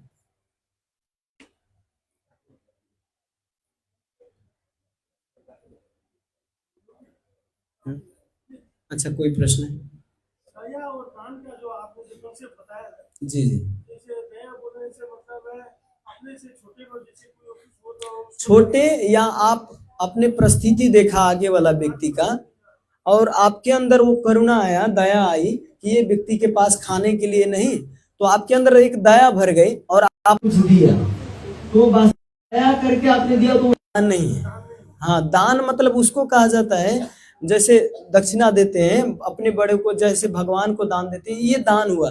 आप विनम्रता पूर्वक जो दिया जाता है, आपके पास नहीं भी है फिर भी मेरे पास इतना ही स्वीकार कर लीजिए, इसको दान कहते हैं वास्तव में। मेरा मतलब क्या है, दिमाग में एक क्वेश्चन क्या आता है कि आज मान लीजिए हमसे जो छोटा है या मान लीजिए वो देनी है तो उसको जरूरी है पैसा, तो ये अच्छा है, दया करना अच्छा है ना प्रभु जी, ये गलत थोड़ी है।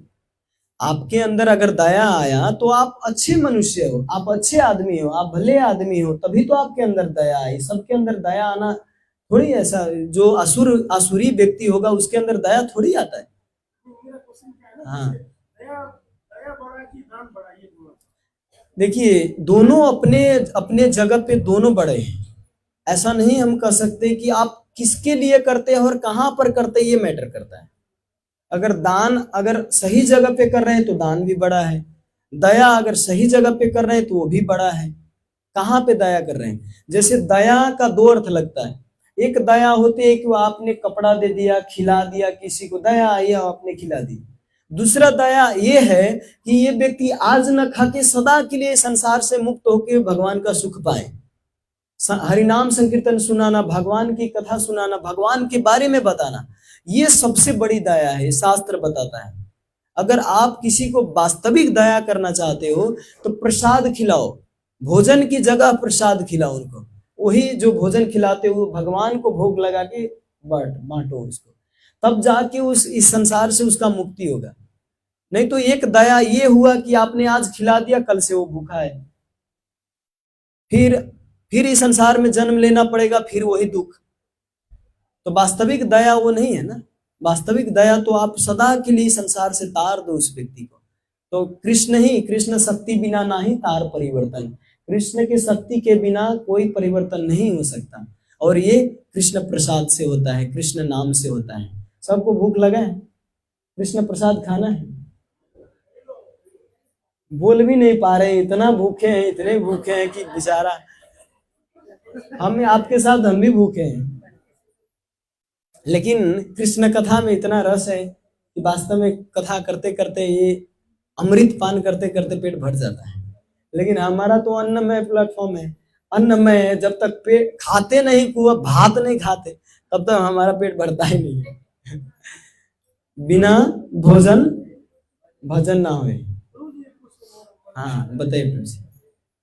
कभी कभी क्या क्या है कि मैं ऐसे मतलब खाली इसको छोड़ के और भी कहीं कहीं बैठता हूँ हाँ हाँ तो क्या है कि कोई जैसे मान लीजिए दुर्गा जी के विषय में बोलता है या मान लीजिए कोई जैसे और कोई देवी देवता के विषय में बोलता जी। है तो उसको इतना प्राथमिकता देते हैं, उसको इतना बड़ा बना देते हैं तो बोलते और कोई मतलब उसका मतलब ही नहीं है। दुर्गा जी इतना मतलब है कि उनके शक्ति के बिना कृष्ण भगवान का भी कोई वैल्यू नहीं, इस टाइप से बोल रहे हैं। अब जैसे गो का भी महत्व चल रहा है हाँ हाँ गीता मंदिर में गाय का जो है मतलब गौ माता के महत्व के बारे में। प्रवचन हो रहा है हाँ तो बोल रहे थे गाय माता का कण कण में इतना महत्व है, गाय का गोबर हाँ मतलब कोई चीज के बारे में विषय में इतना वर्णन कर देते हैं ना तो कभी कभी लगता है कि ये चीज ठीक है या ये चीज ठीक है, इससे मतलब मन में जो है कभी कभी कंफ्लिक्ट हो जाता है। और दूसरा बात क्या है कि जैसे मान लीजिए आपको क्या हो जाता है ना कि दुर्गा जी की दुर्गा चालीसा पढ़ेंगे या दुर्गा जी के विषय में किताब पढ़ेंगे तो लगता है दुर्गा जी सबसे बड़े हैं, गणेश जी के विषय में पढ़ेंगे कुछ तो लगता है गणेश जी बड़े हैं। तो क्या ये वास्तव में हम लोग जिस पंथ में जाते लगता है वही पंथ बड़ा है क्या, ये इसका निचोड़ क्या है वास्तव में? सब लोग प्रश्न समझ गए? सुने सब लोग? माता जी लोग सबको समझ में आया प्रश्न? ये प्रश्न वास्तव में इसका उत्तर क्या है? आप जिसके बारे में चर्चा करोगे, भगवान से जो वस्तु कनेक्ट है, जो भगवान से संबंधित है, उसके बारे में चर्चा। भगवान में और भगवान की वस्तु में कोई अंतर नहीं होता। अगर भगवान को आप श्रेष्ठ मानते हो तो भगवान के प्रसाद को भी श्रेष्ठ मानना हो, भगवान के भक्त को भी श्रेष्ठ मानना हो। तो एक तरह से देखा जाए तो भगवान से सारा इस संसार के हर वस्तु संबंधित है। तो हम जब किसी के बारे में चर्चा करते हैं, जब देवी दुर्गा के बारे में चर्चा करते हैं, शिव जी के बारे में चर्चा करते हैं, तो उनके महात्म्य को जानना हमें जरूरी है और सुनना भी चाहिए। लेकिन उनका पद कहाँ तक है, वो क्या चीज से प्रसन्न होते हैं, ये हमें देखना है। समझ रहे हैं ना? वो व्यक्ति जैसे गौ माता है तो गौ माता वास्तव में गौ माता के गुणगान गाना, उनकी महिमा का गान करना, भगवान कृष्ण प्रसन्न होते हैं। लेकिन गौ माता भी किनके पीछे थे? भगवान के पीछे, और भगवान भी गौ माता के। तो एक तरह से गौ माता भी बहुत बड़े भक्त हैं, है ना? तो हम गौ माता को इसीलिए तो आदर करते हैं। अब गौ माता को आदर करना मतलब ये नहीं कि बेड पर सुलाना और बेड पर खिलाना, अपने प्लेट में धके और हाँ नहीं बहुत प्रेम करता हूँ गौ माता, हमारे प्लेट में खाइए, साथ साथ में खाते हैं, हम बहुत प्रेम करते हैं। अरे जो रूप में है उसी रूप में प्रेम करना होता है। शेर भी तो उनका ही रूप है ना, दुर्गा देवी का उनका अपना वाहन है ना। तो शेर से जाके गले लगाएंगे, दूसरे बार देखेंगे भी नहीं।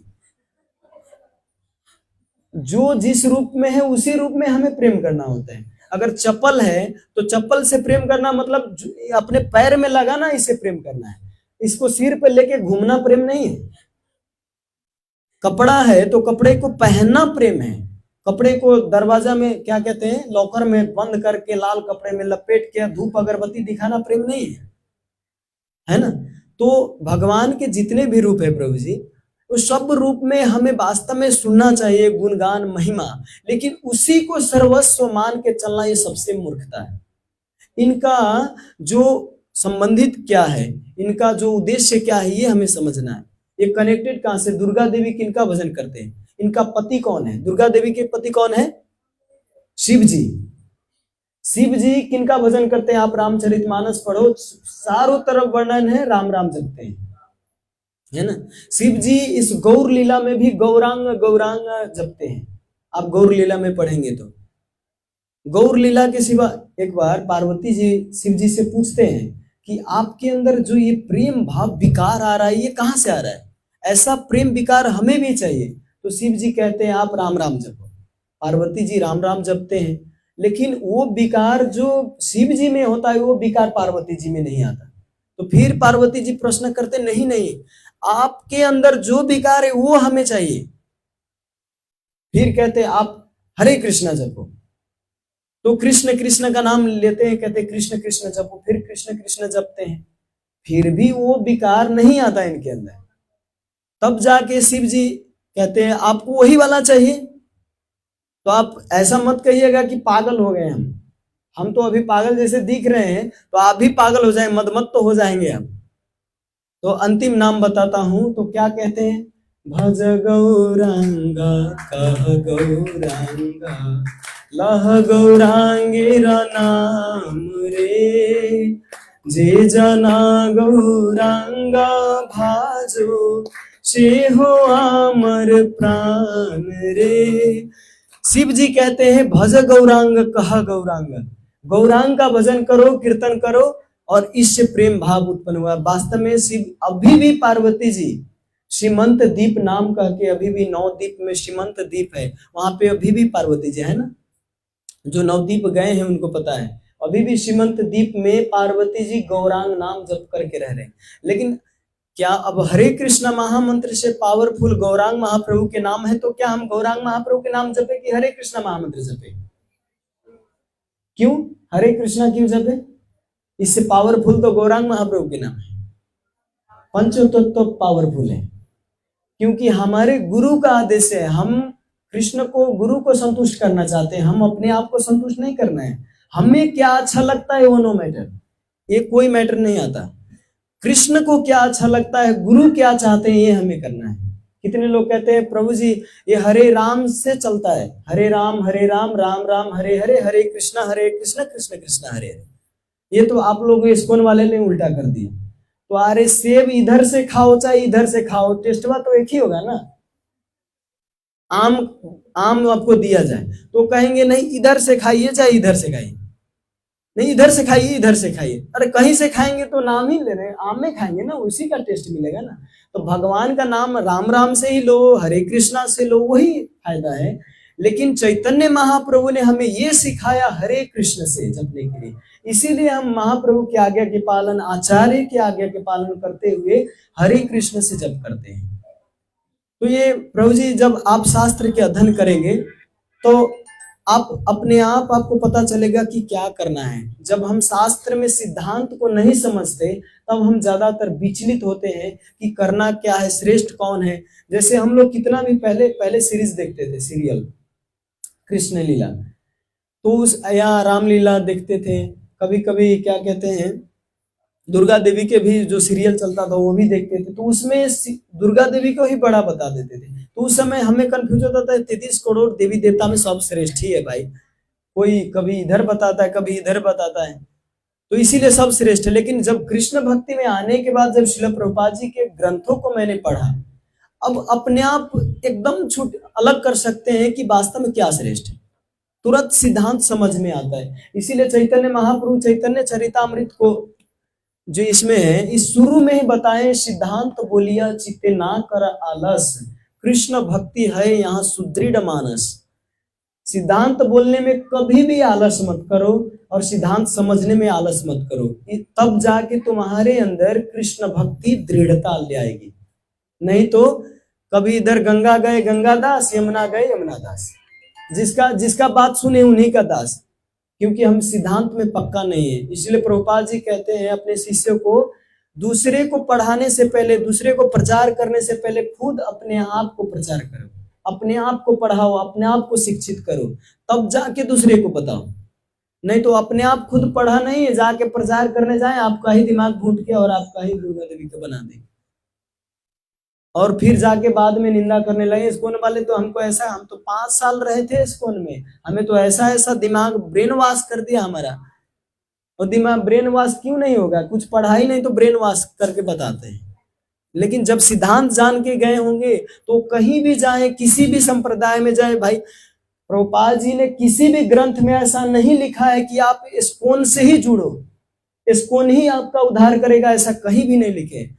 केवल आप सिद्धांत जानो, प्रभुपाद जी के जो ग्रंथ है ये आपको भक्ति मार्ग में बढ़ाता है, इस्कॉन में नहीं, भक्ति मार्ग में। इस्कॉन में इतना लोग क्यों जुड़ते हैं, क्योंकि एक प्लेटफॉर्म है सेवा करने की, भक्ति करने की प्लेटफॉर्म है, और जगह पे तो है ही नहीं। कहाँ पे जाए मंगला आरती अटेंड करने, कहाँ पे जाए तुलसी आरती करने, किन से कहाँ से भक्त संग करें। भक्त संग करने के लिए सोचना पड़ता है, यहाँ पे दिन रात आओ भक्त संग होगा। तो इसीलिए प्रभुपाद जी ने जगह जगह पे सेंटर स्थापित किया, जगह जगह पे मंदिर बनाए कि वहां पे जाके सत्संग करें और भक्ति में आगे बढ़े। मेन बात है कि कैसे भी करके आपको इस भवसागर से निकलना है, मेन बात ये है। चाहे किसी भी संप्रदाय से रहो, लेकिन जहां पे आपको अनुकूल वातावरण हो वहां पे जुड़िए। ये मैं थोड़ी कहता हूँ कि आप यहीं पे रहो, लेकिन इतना मैं जरूर कहूंगा कि अगर आसान से भक्ति करना चाहते हो तो इस्कॉन बहुत बेस्ट है। इतना अच्छा प्लेटफॉर्म आपको संसार में कहीं भी नहीं मिलेगा, आप ढूंढ के देख लो, इतना गारंटी के साथ मैं देता हूँ। एक बार गौरांग प्रभु जानते हैं आप लोग, यूट्यूब से बहुत लोग जानते होंगे गौरांग प्रभु को। तो गौरांग प्रभु से एक बार पूछे कि इस्कॉन में भी बहुत बड़ा राजनीति होता है, कभी इतर होता है, कभी झगड़ा होता है, कभी ये मतलब बहुत इधर उधर होता है। तो इसीलिए गौरांग प्रभु को बोले कि आप इस्कॉन में टिके, मैं तो इस्कॉन में नहीं रहूंगा।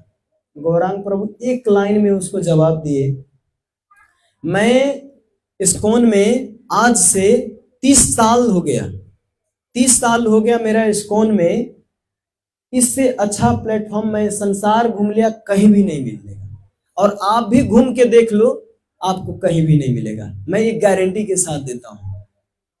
तो वास्तव में मैं क्रिश्चियनिटी में भी गया हूं, चर्च में भी गया हूं, तो वैसे मस्जिद में तो नहीं गया, लेकिन चर्च में मैं गया हूं। जब कॉलेज के टाइम में मैं चर्च में गया तो उसमें केवल और केवल देवी देवता की निंदा की बात बताते हैं, है ना। तो आप कहीं भी जाओ और भी संप्रदाय में जाओ तो वहां पे कर्मकांड नियम वृंदावन में कई ऐसे ब्राह्मण है, कई ऐसे कथावाचक हैं जो गेट पर लिख के रखते हैं कि केवल और केवल ब्राह्मण का एंट्री, यहाँ पे ब्राह्मण विदाउट नॉट अलाउड, ब्राह्मण के सिवा किसी को अलाउड नहीं है उसके अंदर प्रवेश करने की। तो बेचारा दूसरे व्यक्ति जो भक्ति करना चाहते हैं वो कहाँ जाए। यहाँ इस्कॉन के दरवाजा पे लिखा हुआ है कि केवल और केवल ब्राह्मण आना है यहाँ पे, या केवल एकदम सुंदर व्यक्ति आना है, जो कलौटा हो बाहर रहे, अच्छा जो छोटा व्यक्ति हो बाहर रहे। इसमें केवल एजुकेटेड व्यक्ति के लिए है। कभी कभी कहते हैं यहाँ पे बहुत खाली यूथ लोग को आप ब्रह्मचारी बनाते हो, यहाँ पे जोड़ते हो। अरे यूथ लोग जिसके पास बुद्धि है वही आएगा ना, जिसको बुद्धि नहीं है वो तो बाहर खाली दिमाग लगा के उधर उधर जाएगा। लेकिन जिसके पास बुद्धि, किसी को रोक नहीं है कि वृद्ध व्यक्ति नहीं आ सकता, केवल जवान व्यक्ति आएगा, सब आ सकते हैं, यहाँ पे सब आते हैं। यहाँ पे वृद्ध माता जी भी हैं, जवान माता जी भी है, प्रभु जी भी वृद्ध है और जवान प्रभु जी भी है, सबके लिए एंट्री है यहाँ पे। तो इसीलिए भक्ति के लिए सबसे अच्छा प्लेटफॉर्म अभी वास्तव में इस्कॉन के द्वारा है, international society for Krishna consciousness, जो कृष्ण चेतना प्रदान करता है, आपको भगवत में जीने के लिए जीवन प्रदान करता है इस्कॉन। तो ऐसे ही मैं गुणगान नहीं गा रहा हूं, मेरा अपना एक्सपीरियंस 10 साल का है। मैं 10 साल के अंदर एक क्षण भी कभी अनुभव नहीं किया कि मैं गलत मार्ग में चूज किया हूं और गलत पथ पे हूं मैं, क्षण भर के लिए नहीं, मैं गारंटी देता हूं। बरु इतना ग्लानि जरूर होता है कि मैं अच्छे से सेवा नहीं कर पाता, मैं वैष्णव अपराध करता हूं, इतना ग्लानि जरूर होता है, लेकिन ये ग्लानि कभी नहीं होता कि मैं इस्कॉन से जुड़ के मैंने गलती किया, मैं भक्ति करके गलती कर रहा हूं, ये गारंटी है। भक्त आप जितने भी आचार्य हैं, जो एक्सपीरियंस व्यक्ति है, उनसे आप सलाह लो। अभी अभी आया कोई 1 साल में, उनसे आप पूछे, वो अपने ही बीमार है बेचारा, आपको क्या ठीक करेंगे। हॉस्पिटल में आप जाते हो इलाज कराने तो उसमें मरते भी हैं और ठीक भी होते हैं, तो आप सलाह किससे लेते हो? ठीक जो ठीक हुआ हो उससे ना लेते हो कि कैसे ठीक हुआ, क्या आपने दवा खाए, कैसे आपने मेंटेन किया, उससे पूछते हैं कि जो मरने वाला है उनसे पूछने जाते हैं। तो हम उल्टा काम करते हैं, इस्कॉन जो छोड़ देता है उनसे पूछने जाते हैं क्या हुआ आपके साथ, आपने इस्कॉन क्यों छोड़ दिया, आपने भक्ति करना क्यों छोड़ दिया। अरे वो बीमार है बेचारा, उनसे क्यों पूछने जा रहे हैं, जो टिका हुआ है उनसे पूछिए ना। क्रिकेट खेलते हैं तो उसमें फेल भी बहुत होता है, उसमें क्या आउट भी बहुत होते हैं, तो आउट व्यक्ति से आपको एक्सपीरियंस लेना है कि जो छक्का मारता है उनसे लेना है, जो छक्का मारते हैं उनसे एक्सपीरियंस लेना है। तो हमारा दिमाग उल्टा चलता है, भक्ति में जो छोड़ देते हैं भक्ति उनसे सीखने जाते हैं, जो सालों साल भक्ति करने का प्रैक्टिस किए हैं उनसे हम एक्सपीरियंस नहीं लेते, हमारा उल्टा माइंड। इसीलिए कहता है कि विनाश काले विपरीत बुद्धि, जब विनाश काल आता है तो हमारा बुद्धि उल्टा काम करता है। ठीक है, ज्यादा छोटा सा प्रश्न की बहुत इधर उधर घूम गए। हरे कृष्ण। और भी है कोई माता जी प्रश्न है? प्रभु जी नहीं है प्रश्न तो एक और लीला मैं सुनाता हूँ। हाँ ठीक है। ये जो हम लोग का जो मंत्र है हाँ हाँ वो दिन से दिमाग में था, मैं अभी थोड़ा सा संकोच हाँ बताइए। ऐसे हरे कृष्ण जो हम लोग मंत्र गाते हैं इसमें कृष्ण पहले है, और एक जो मंत्र है जिसमें दोनों मंत्र मतलब है ये द्वापर युग में आया हुआ है। देखिए, ये जो हरे कृष्णा महामंत्र है, प्रभु जी का प्रश्न आपने सुना माता जी ने? प्रभु जी प्रश्न कर रहे हैं कि ये जो हरे कृष्णा महामंत्र है, ये द्वापर युग में आया या सतयुग में आया या कलयुग में आया? तो इसके बारे में देखिए, इस द्वापर युग में भी वृषभानु महाराज जो राधा रानी जी के पिताजी हैं, तो वृषभानु महाराज हरे कृष्णा महामंत्र जप करके ही राधा रानी को प्राप्त किए हैं। आपको पता है?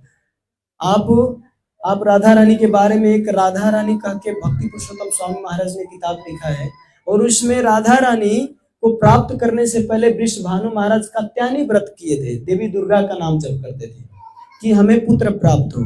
तो देवी दुर्गा प्रकट होकर वृषभानु महाराज को कहते हैं कि मेरा नाम जप करने से आपको कोई बड़ा पुत्र नहीं मिलेगा, कोई श्रेष्ठ पुत्र नहीं मिलेगा, इसीलिए आप किनका नाम जप करो? हरे कृष्णा जो महामंत्र है, नारद बृहद पुराण में बताया गया जो मंत्र है, इसका जाप करें आप। तो अब जाके 1 साल तक पूरे एक जगह पे बैठ के यमुना के किनारे में जप करते वृषभानु महाराज, और तब जाके स्वयं राधा रानी उनके घर में प्रकट होते हैं। कई सारी लीला हैं, लेकिन द्वापर युग में, द्वापर, जी जी, हाँ हाँ, द्वापर युग में ये हरे कृष्णा महामंत्र, हरे राम एक ही है एक्चुअली, हरे कृष्णा से ही शुरू हुआ है एक्चुअली। हाँ, नारद बृहद पुराण आप पढ़ो तो उसमें बताया गया हरे कृष्णा से ही शुरू है। लेकिन आपको अगर नहीं लगता तो हरे राम से ही जपो, कोई बात नहीं, लेकिन हमारे गुरुजन जो बताए वो हरे कृष्ण से बताए। हाँ हाँ, ठीक है, हरे कृष्ण। तो एक लीला सुनाता हूं मैं। नवद्वीप में एक बहुत कठोर ब्रह्मचर्य के पालन करने वाले एक व्यक्ति था, बहुत कठोर ब्रह्मचर्य पालन करते थे, इतना कठोर कि वो वृक्ष के छाल को लपेट के चलते थे, कपड़ा नहीं पहनते थे, वृक्ष के छाल लपेटते थे, और खाते भी क्या थे? फल फूल नहीं, दूध भी नहीं खाते थे। वो कठोर ब्रह्मचारी क्या खाते थे? पत्ता खाते थे। जैसे पत्ता हुआ तो इसी को चबा के खा के और पेट भरते थे। जो पत्ता सूखा, कभी कभी सूखा पत्ता खाते थे, और कभी जो हरा पत्ता हो इधर उधर का जिसमें खर्च ना हो थोड़ा भी, उसको खा के जीते थे। तो पता चलता है कि नवद्वीप में स्वयं चैतन्य महाप्रभु शिवास ठाकुर के घर में बहुत बड़ा संकीर्तन करते हैं। तो जाके शिवास ठाकुर से प्रार्थना करते हैं कि आप हमें संकीर्तन में भाग लेने देंगे। तब चैतन्य महाप्रभु अभी तो अंदर संकीर्तन कर रहे हैं, इधर शिवास ठाकुर कहते हैं अरे बाप रे, तो बड़ा तपस्वी दिख रहे हैं। हरे कृष्णा माता जी, हरे कृष्णा। कथा सुनना है कि बात करना है तो आगे जाइए, वो बाहर वाला बरांडा खाली या छत भी पूरा खाली है, बाहर ऊपर जाके आराम से बात कीजिएगा, ठीक है। तो यहाँ पे श्रीवास ठाकुर कहते दिखने में इतना ये प्रबल ब्रह्मचारी दिख रहा है, तपस्वी दिख रहा है, तो इनको तो कम से कम भाग लेने देना चाहिए। तो इस तपस्वी को कहते हैं बिना चैतन्य महाप्रभु से पूछे अंदर घुसा देते हैं। चैतन्य महाप्रभु पूरा एकदम जोर से हरि सिंह कीर्तन करते हैं, पूरा नाच रहे होते हैं, और अचानक ये तपस्वी जब घुसता है तो चैतन्य महाप्रभु का कीर्तन ही रुक जाता है। कहते हैं कौन आ गया, मेरे कीर्तन में बाधा कौन डाला, कौन अंदर घुसा? श्रीवास ठाकुर आश्चर्यचकित हो जाते, अभी महाप्रभु प्रेम भाव में पूरा कीर्तन कर रहे थे, ये कहां से मधुआ को घुसा दिया, ये पता नहीं, बंद कर दिया, अभी हमारे ऊपर आएगा ये सब अपराध।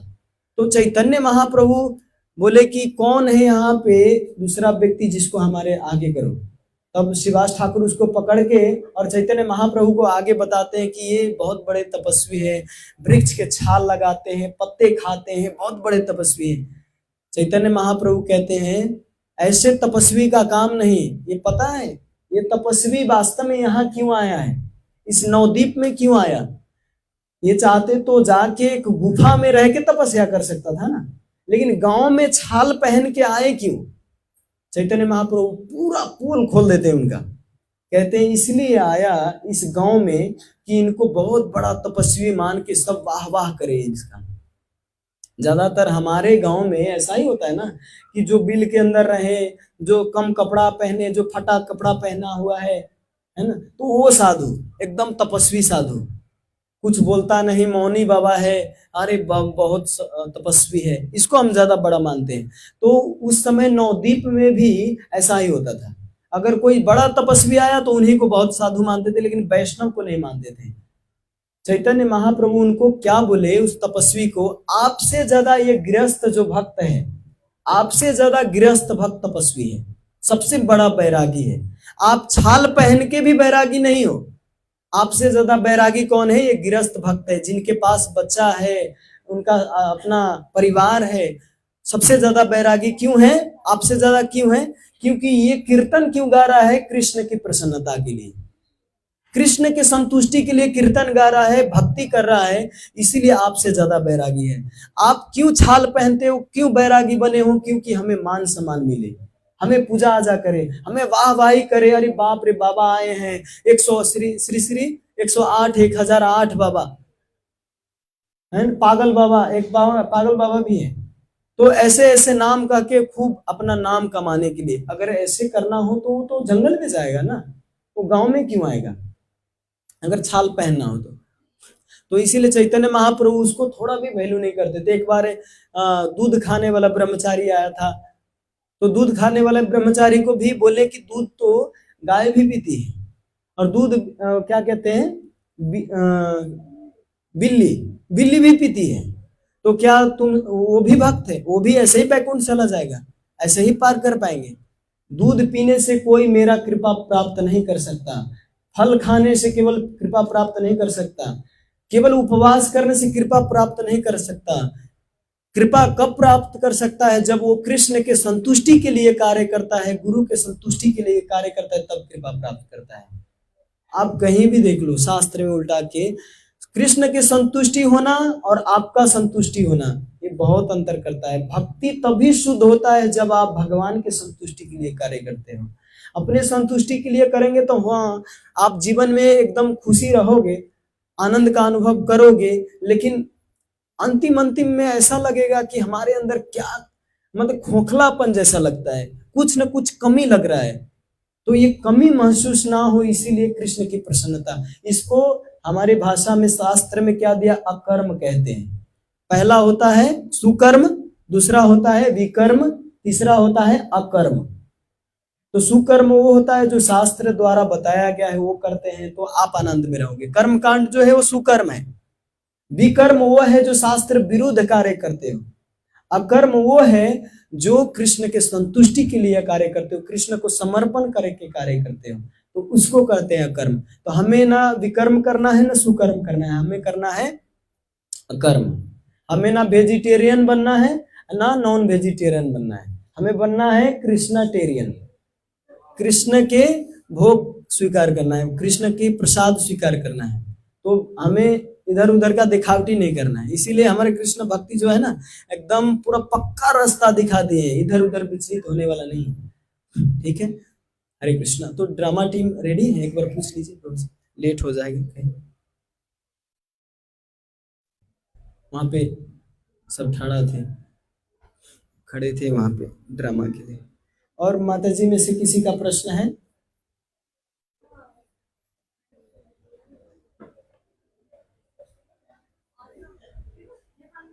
हाँ, नेपाली में भन्दा हुन्छ।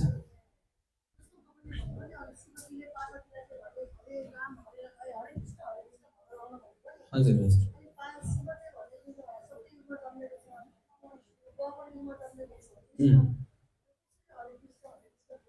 ए शिवजी चाहिँ सतयुगमा जन्मनु भयो त्यो भन्नुभएको? हेर्नुहोस्, शिवजीको जुन अवतार छ, ब्रह्माजीको जुन 1000 चतुर्युग हुन्छ, 1000 चतुर्युगमा एक चतुर्युगमा 4वटा युग हुन्छ। त्यो एक युगमा, कलियुगमा, द्वापर युगमा, त्रेता युगमा सबैमा अवतार हुन्छ। कलियुगमा चैतन्य महाप्रभुको र त्रेता युगमा नै द्वापर युगमा भगवान कृष्णको अवतार हुन्छ। जब जब भगवान कृष्णको अवतार हुन्छ त्यसमा ब्रह्माजी पनि सृष्टि हुन्छ, र ब्रह्माजी जब सृष्टि हुन्छ, ब्रह्माजीद्वारा फिर उहाँको नेत्रबाट शिवजी पनि प्रकट हुन्छ, त्रिनेत्र जुन हुन्छ नि, शिवजी पनि प्रकट हुन्छ। त हरेक अवतारमा उहाँको ब्रह्माको सृष्टि हुन्छ, शिवजीको सृष्टि हुन्छ। शिवजी वास्तवमा एउटा सदाशिव हुनुहुन्छ, र यो लोकमा जुन हुनुहुन्छ हाम्रो भौतिक संसारमा, उहाँ चाहिँ शिवजी तामसिक रूप लिएर तामसिक उहाँको जिम्मेवारी छ, तमोगुणको अवतार हुनुहुन्छ उहाँ। उहाँको जिम्मेवारी भनेको तमोगुणी हो। उहाँ आफै तामसिक होइन, तर तमोगुणीको जिम्मेवारी हो विध्वंस गर्ने। जब प्रलयको समय आउँछ उहाँले गर्न सक्नुहुन्छ, हैन? त शिवजीको हर समय हुन्छ। त अहिले पनि यसलाई हामीले आफ्नो यो चर्मचक्षुद्वारा, आफ्नो यो 200 ग्रामको खोपडीद्वारा बुझ्न सक्दैन। यसलाई बुझ्नलाई शास्त्रद्वारा बुझिन्छ कि शिवजी वास्तवमा कहिले पनि यो संसारमा उहाँ जन्मने मर्ने हुँदैन। उहाँको वास्तवमा शिवजी भनेको साक्षात भगवानको जस्तै दूध हुनुहुन्छ, उहाँ दही हुनुहुन्छ। अलिकति मात्र अन्तर छ। दही दूध बन्न सक्दैन, तर दूध दही बन्न सक्छ, हैन?